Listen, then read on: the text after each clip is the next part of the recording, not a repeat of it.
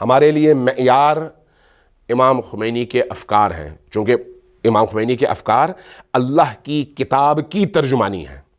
اس لیے ہمارے لیے معیار امام خمینی کے افکار ہیں۔ ہمارے لیے معیار رہبر معظم اور ولی فقیہ کے ارشادات، ان کی ہدایتیں، ان کی سیرت اور ان کی رہنمائیاں ہیں۔ کیوں؟ اس لیے کہ نمبر ایک وہ ولی فقیہ ہیں، اور ولی فقیہ ہونے کے ناطے ان کا جو عمل ہے وہ قرآن اور سیرت نبی اور ائمہ سے ماخوذ ہے، اس لیے وہ ہمارے لیے معیار ہیں۔ ہمارے لیے معیار کوئی ایرا غیرہ نہیں ہے،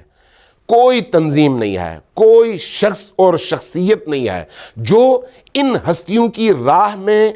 کھڑا ہو کر ان کی ترویج کرے گا اور ان کے افکار کی ترجمانی کرے گا۔ ہمارے لیے وہ سر آنکھوں پر جو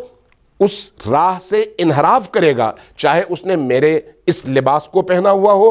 چاہے اس نے یہی امامہ سر پہ رکھا ہوا ہو، اگر اس لباس اور اس جبے قبے ابا قبا کے ساتھ بھی اگر اس راہ سے انحراف کرے اور لوگوں کو فتنے میں ڈالے تو یہ کسی بھی صورت میں قابل قبول نہیں ہے، چاہے نعرے کتنے ہی خوبصورت کیوں نہ ہوں۔ لہٰذا ہمارے لیے معیار وہ شخصیات ہیں، انقلاب ہے، جبہہ مقاومت ہے، اس کو ہم نے فالو بھی کرنا ہے اور اس کی ہم نے زیادہ سے زیادہ ترویج بھی کرنی ہے، اور دشمنوں کا آلے کار کسی بھی قیمت پر ہمیں نہیں بننا۔ لہٰذا تنظیم پرستی اور شخصیت پرستی، گروہ پرستی، دوست پرستی، تعلقات، ان چیزوں سے باہر نکل کر امام حسین علیہ السلام کے پیغام کو ہمیں پکڑنا چاہیے، اور ان فتنوں کا مقابلہ کرنے کے لیے ان رنگوں کی اینکوں کو ایک طرف رکھ کر